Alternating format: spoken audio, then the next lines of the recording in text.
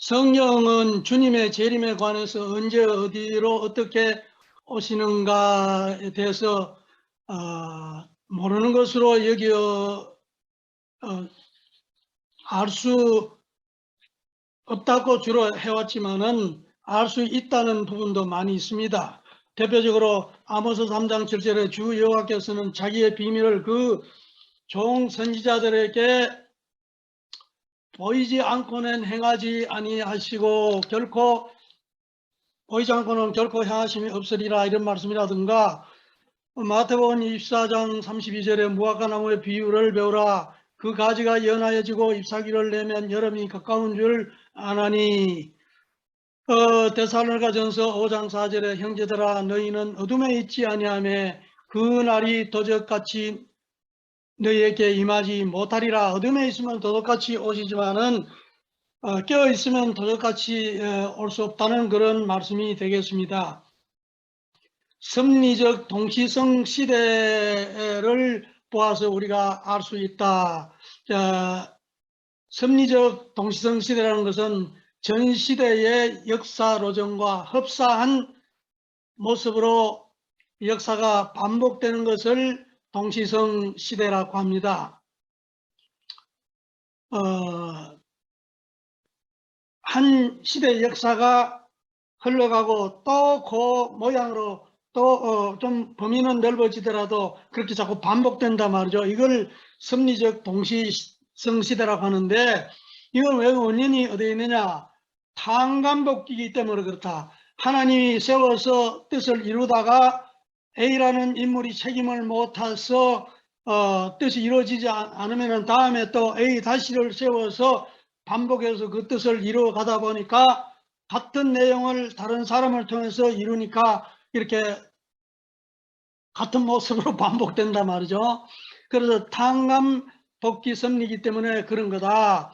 아놀드 토인비 같은 역사학자는 분명히 역사는 반복되는데 원인은 잘 모르겠다 그랬습니다. 오늘 말씀은 구약 성경 말씀 중심한 이스라엘 민족사와 기독교의 역사 중심한 말씀으로 동시성을 비교해 보면 하나님의 뜻이 잘 나타나 있습니다. 오늘 방금도 성경을 나가지 마라, 성경 안에서만 얘기하라, 그건 맞습니다. 그러나 하나님이 성경 안에도 있고 성경 밖에도 계시는 것을 우리가 확실히 알아야 됩니다. 자, 그래서 섭리적 동성 시대의 대조표를 쭉 보면은 아담부터 요셉까지 이 시대가 원래 아담 가정에서 노아를 거쳐서 아브라함까지 이렇게 나오다가 아브라함이 뭐 상세하게 얘기할 시간이 없습니다.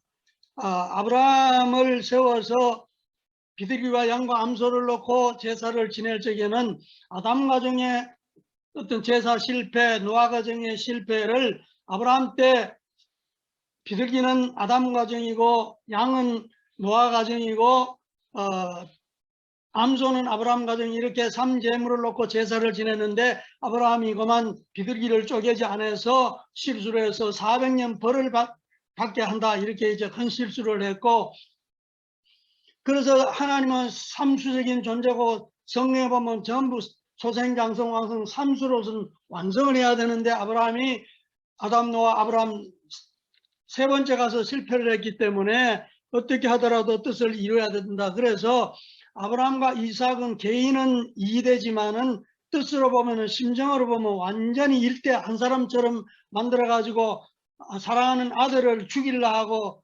목숨을 바쳐서 아버지하고 하나 되고, 이래서 개인은 둘이지만은 뜻을 놓고 보면 하나님 대하는 심정은 일체다 말이죠. 그래서 아브라함의 하나님이 이삭의 하나님, 야곱의 하나님 3대를 1대를 만들어 가지고 이제 횡적으로 종적으로 노노는 역사를 횡적으로 다 탕감복귀해서 그 뜻을 이루어서 이스라엘 민족이 됐고, 아브라함, 이삭, 야곱을 통해서 승리한 가정이 됐기 때문에 이때 이제 성경의 족장시대에 하나님의 섭리가 아브라함 가정에 와서 완결됐고, 그러나 아브라함 가정이 비둘기를 안쪽에서 400년 벌이 남아 있잖아요. 그래서 애굽에 들어가서 400년 벌을 탕감을 치르고 이제 민족을 이끌고 나와 가지고 이스라엘 민족을 형성하게 된다. 유대 민족사가 나오고, 그 다음에 예수님이 오셔서 가정연합에서는 예수님 오셔서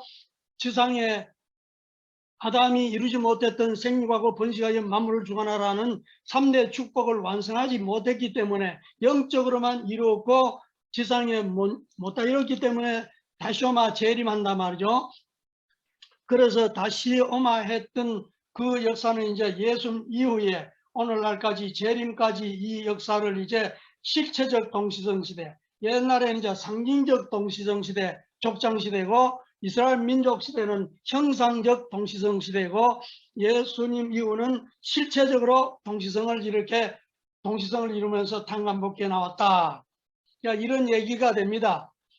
그래서 아담 해와 불신으로 사탄이 거짓 부모가 되었고, 아담 해와 모든 인간은 사탄의 후손으로 죽은 존재가 되었기 때문에, 또 장자 가인이 차자 아벨을 쳐 죽이면서 불행한 역사가 출발되어서 이제 타락한 인간은 아담 후손으로서는 하나님의 뜻을 이룰 수 없기 때문에 메시아 구세주를 보내서 뜻을 이루어야 되는 거고, 타락한 인간은 그냥 메시아를 맞이할 수 있는 것이 아니라 구세주 메시아가 오셔서 우리 인간들을 거듭나서 새로 낳는단 말이죠. 잘못 태어났기 때문에 거짓된 사탄이 아비요 임금이 신이요 사탄으로부터 태어난 존재이기 때문에, 주님은 복귀된 인간 조상으로 후아담으로 오셔서 인류를 거듭나야 된다. 그래서 충생시킨다. 거듭나서 이제 잃어버린 뜻을 이루기 때문에, 그래서 아버지의 영광으로 오신다. 이제 이런 말이 성경에 다 있는 말씀이고, 메시아를 맞기 위해서는 믿음의 기대를 먼저 우리 인간들이 메시아를 맞기 위해서는 하늘을 불신했기 때문에, 탕감복귀하기 위해서 하나님이 나를 믿을 수 있는 사람, 나는 또 하나님을 절대적으로 목숨을 걸고 선악과 따먹는 날 죽는다 목숨을 걸고 불신했기 때문에, 반대로 탕감이라는 반대로 가는 거거든요. 그래서 탕감복귀의 길은 목숨을 걸고 하늘을 믿어야 돼. 그건 네 마음을 다하고 정성을 다하고 생명을 다 바쳐 주 여호와 하나님을 사랑하는 것이 첫째가 는 계명이라. 그래서 우리들이 하나님을 믿는 기대, 하나님이 나를 또 믿을 수 있는 존재, 그 믿음의 기대를 세워야 되고, 그 다음에 이제 실체 기대란 말이 나옵니다. 메시아를 맞기 위해서는 타락성이 들어와 있기 때문에, 사탄이 타락해서 타락한 인간들은 사탄 같은 존재거든요. 너희는 너희 아비 마귀의 뜻을 났으니 너희 아비의 욕심을 행하고자 한다. 전부 마귀적인 그런 존재이기 때문에 예수님을 통해서 다시 나야 되는데, 그걸 하기 전에 실체 기대는 장자가 차자를 살해했잖아요. 반대로 차자가 장자를 다시 자연 굴복시켜야 돼. 그 왜 그렇게 해야 되는 건 다음에 또 다른 시간에 얘기하도록 하고, 역사에 항상 장차자가 나와서 에서와 야곱, 므낫세와 에브라임, 셀로와 베레스, 장차자가 계속 싸우는데, 차자가 장자를 자연 굴복시켜서 야곱이 에서를 굴복시켜서 이스라엘이라, 이것처럼 바로 천사장 입장에 있는 처자들이 아담의 입장에 있는 차자를 쳐서 죽이기 때문에, 이제 차자가 장자를 사랑해서 자연 굴복시키면은 우리 인간 속에 타락성이 빠져나가고, 그래서 네 이웃을 내 몸같이 사랑하라, 원수를 사랑하라, 사람을 사랑하는 것이 두 번째 중요한 계명이라. 그걸 하면은 메시아를 만날 수 있는 이제 기대가 땅 위에 되는 거예요. 그래서 타락성을 벗고 그걸 실체기라 하고, 그 믿음의 기대, 실체 기대를 이루어야 하늘을 절대 믿는 거하고 사람을 절대 사랑할 수 있는 거, 그게 되면은 메시아를 맞이할 수 있단 말이죠. 그런 사람이 안 되면은 메시아를 앞에, 내 눈앞에 와도 못 만나. 메시아가 눈에 보이지도 않아요. 이만희 선생이, 여러분, 아무리, 내가 사람이 안 되면, 왜 14만 4천이 그렇게 30만이 됐는데도 왜 14만 4천이 안 차느냐? 안 된 사람들이 끼어있기 때문에 그런 거예요. 여기 남은교단대에서 함부로 얘기했는데 그런 측면이 분명히 있을 거예요. 내가 또 들었어. 그래서 우리가 믿음의 기대, 실제 기대 세운다는 것은 아주 메시아를 만나려면 그거 있어야 돼요. 자, 그래서 아브라함 가정까지 족장시대, 이스라엘 민족시대, 예수님 이후 세계시대 모두 족장시대나 민족시대나 세계시대나 언제든지 개인이나 나라나 누구라도 메시아를 만나려면 믿음의 기대, 실제 기대 그걸 써야 된단 말이죠. 그래서 성경에 첫째는 하나님 사랑하는 거고 두 번째는 사람 사랑하는 거다. 그 많은 성경 가운데 그렇게 돼 있단 말이에요. 자, 그래서 수리 형성은 왜 먼저 12수,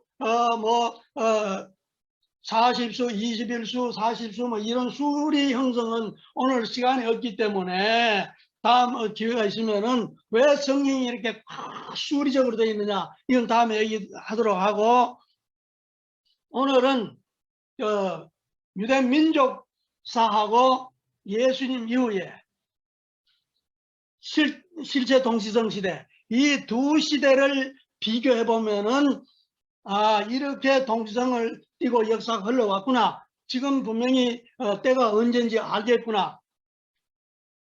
유대 민족사는 성경에 구약에 다 나와 있는 거고, 기독교 역사는 예수님 이후에 그 제자들이 예수님 후에 한 70년 돼 가지고 신약을 다 썼잖아요. 근데 신약 이후에 교회 역사는 하나님하고 무관한 거냐? 그렇게 보시면 안 돼요. 하나님이 기독교를 중심 종교로 이끌어 나오시기 때문에 기독교 역사 속에는 잘 보면은 하나님의 섭리가 다 보인단 말이에요. 더욱이나 동시성을 띠면서 역사가 흘러나오고 있기 때문에 우리가 이 두 시대를 잘 연구해 보면은 지금 때를 알 수 있다. 이런 얘기가 됩니다. 성경 밖의 얘기가 아닙니다.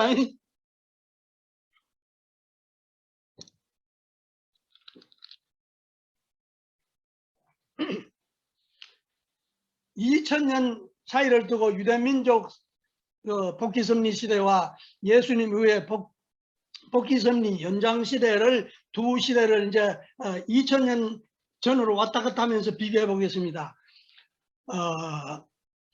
애굽 고역 시대는 아브라함이 헌재를 비둘기 안쪽에서 400년 벌을 내렸다 그랬잖아요. 그래서 실수를 탕감하기 위해서 애굽에 들어가서 야곱의 12자녀와 70가족이 애굽에 들어가 가지고 할례를 하고 희생의 제물을 드리면서 안식일을 지키면서 이렇게 철저히 신앙을 했습니다. 그러다가 모세가 나와서 유대민족을 바로를 굴복시키고 이제 나오는 그런 애굽 고역시대 400년이 있었습니다.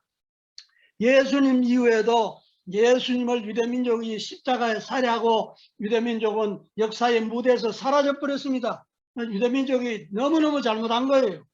그래서 이제 예수님의 제자들은 유대 땅에서는 하나님의 뜻을 이룰 수 없고 로마에 들어가 가지고 12제자와 70문도가 들어가 가지고 안식일을 지키고 세례를 베풀고 만찬을 하면서 생명의 제물이 되어가면서 이렇게 신앙했던 것은 로마 박해 40년하고 내용적으로 같은 거예요. 이렇게 탕감해서 데오도시우스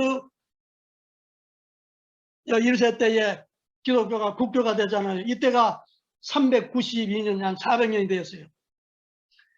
이제 유대민족이 가나안 땅에 들어가 가지고 온니엘, 삼손, 엘리, 사무엘 비롯해서 15 사사들이 유대민족을 지도하던 시대에 있었는데, 이 시대는 예언가도 되고 제사장도 되고 국왕도 되고 이 상권 다 한 사람이 가진 그 사사들이었습니다.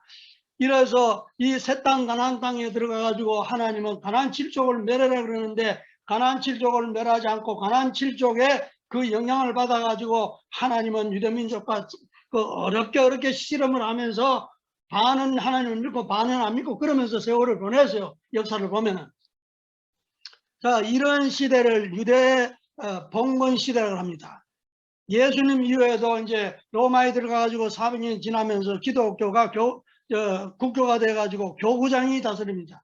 교구장은 예언자도 되고 제사장도 되고 영적으로 국왕도 되는 그런 사사들과 같은 사람들이고 새 땅 가나안 땅에 들어가서 같은 것처럼 저 훈족이 서침을 해서 게르만 민족이 로마에 유럽에 들어가서 게르만족에게 기독교가 전도되었어요.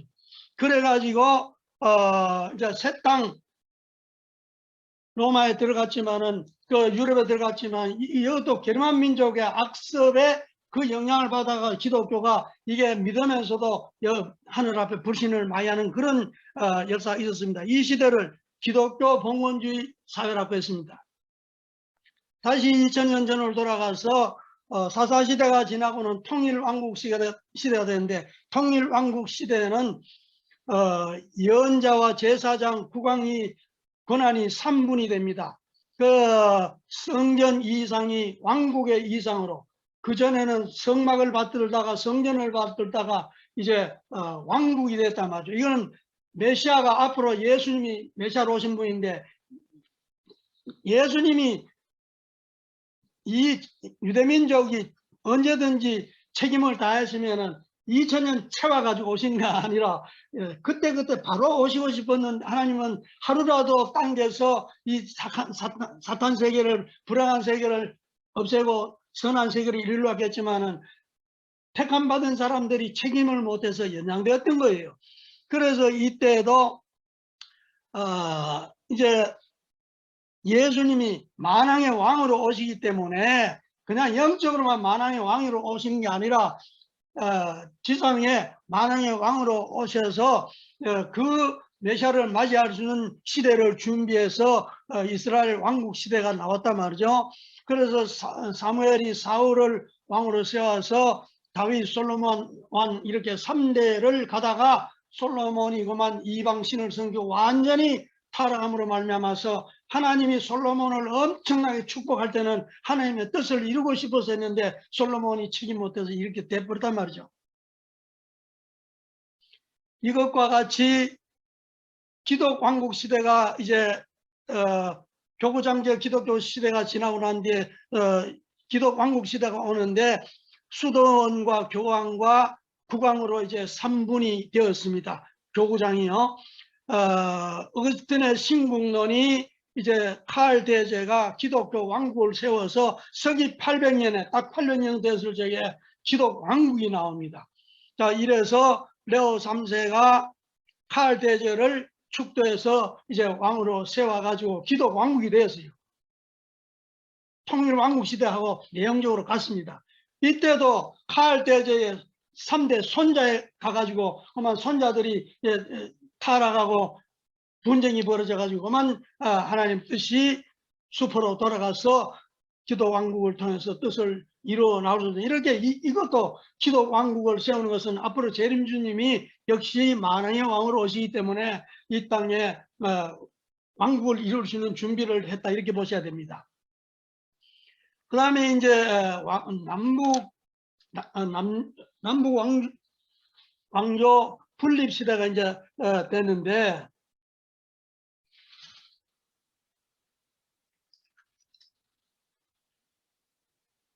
통일왕국 시대에 가서 유대민족이 신앙이 너무 부패해지고 이제 타락하니까 하나님이 하는 수 없이 남조 유대와 북조 이스라엘로 이제 가르잖아요. 갈라가지고 그래도 이때 많은 선지자를 보내가지고 깨우쳐도 안 됐어요. 그러니까 도저히 안 되니까 이때 이제 유대민족을 바빌론으로 포로되어 갑니다. 이때 내적으로 깨우쳐서 포로로 가는 게 뜻이 아니에요. 아무리 선지자들 보내서 깨우쳐도 안 들으니까 하는 수 없이 바빌로니아로 포로되어 가가지고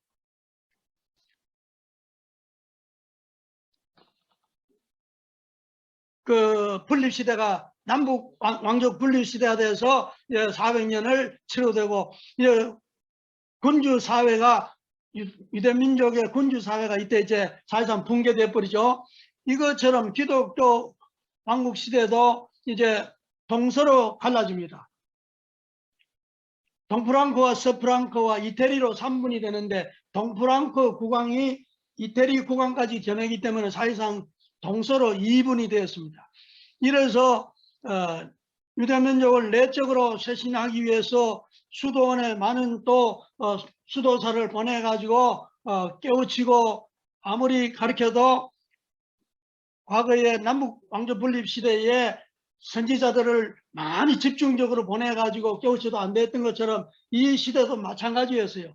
토마스 아퀴나스라든가 이렇게 아주 기도하는 분들이 신학자들이 와서 깨우쳐도 안 됐어요. 그래서 하는 수 없이 유대민족이 외적인 이제 실현을 당한다. 이것이 바로 십자군 전쟁이에요.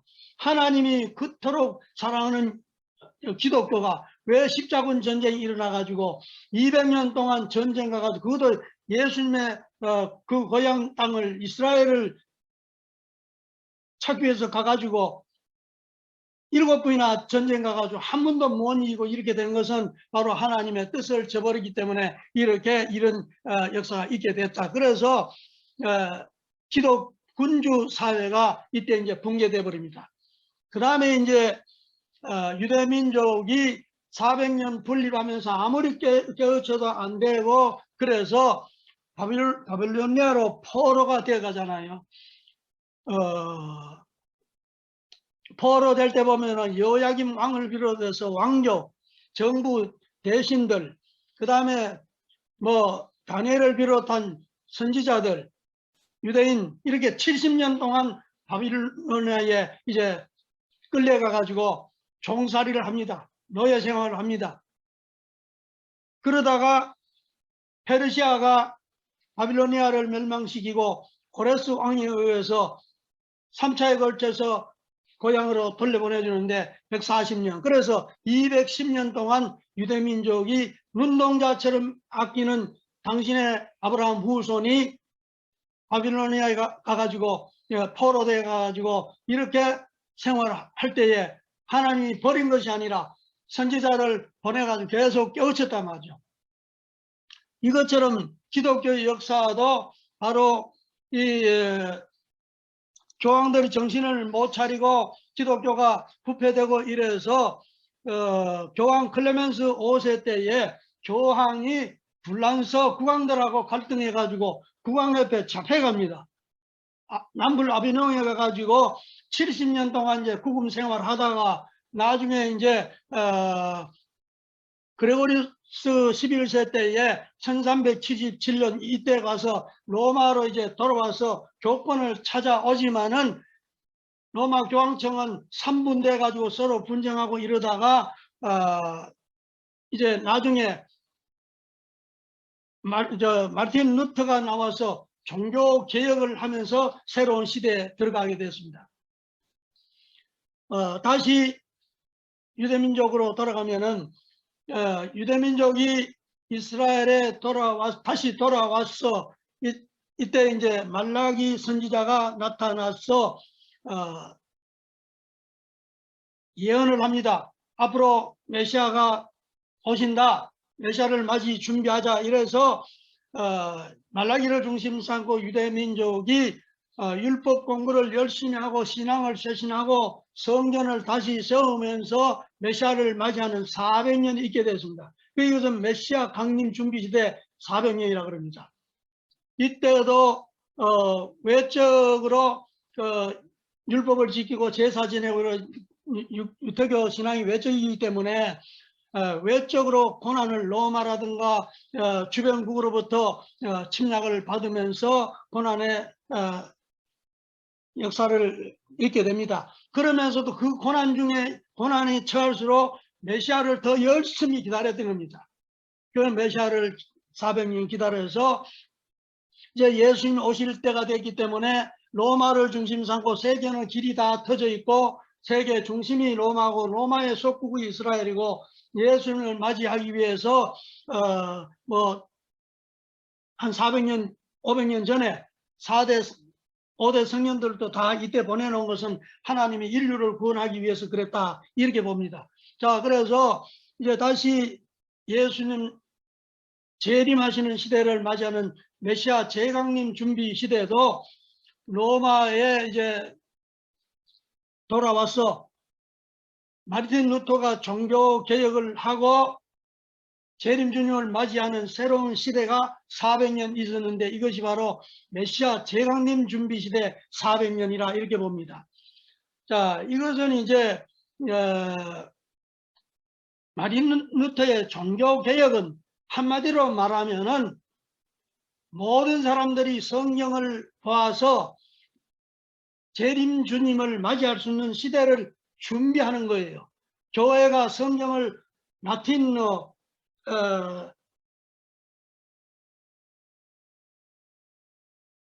어려운 성경을 교인들은 못 보게 했어요. 교회가 차지해서 교회가 성서 위에 있었습니다. 그래서 종교교육이라는 것은 교회 밑에 있는 성경을 뽑아내서 교회 위에 올려놓은 거, 이게 바로 종교개혁입니다. 그래서 만민 제사설이죠. 누구든지 예수 그리스도의 무릎 밑에 앉아서 말씀을 들었던 것처럼 교회가 차지하고 있는 그 성경을 만민이 볼 수 있게끔, 그래서 라틴어로 이렇게 영어로 바꾸고 불어로 바꾸고 이래가지고 만민이 볼 수 있게 한 게 이게 종교개혁이에요. 물론 다른 의미도 있지만은 이래가지고 이 말씀은 땅끝까지 종교가 전파돼 가지고 메시아 다시 오시는 재림 시대를 준비하는 그런 400년이다 이런 말씀이 되겠습니다. 이때는 기독교 신앙은 내적인 것이기 때문에 내적으로 시련을 많이 당합니다. 문예봉 인문주의 사상, 그 다음에 계몽 사상, 합리주의 혹은 유물론, 공산주의 사상, 이런 사상에 시달리면서 어려울수록 주님을 더 기다리고, 지금 기독교 가지고는 안 된단 말이죠. 점점 기독교가 안 돼 가거든요. 그래서 더 열심히 메시아를 기다리는 그런 시련을 겪을수록 더 정성 들이면서 메시아 맞이를 준비를 했다. 이제 결론적으로 이제 모든 통신, 교통 발달해 가지고 메시아가 오면 인류가 한 가족 이렇게 될 수 있게끔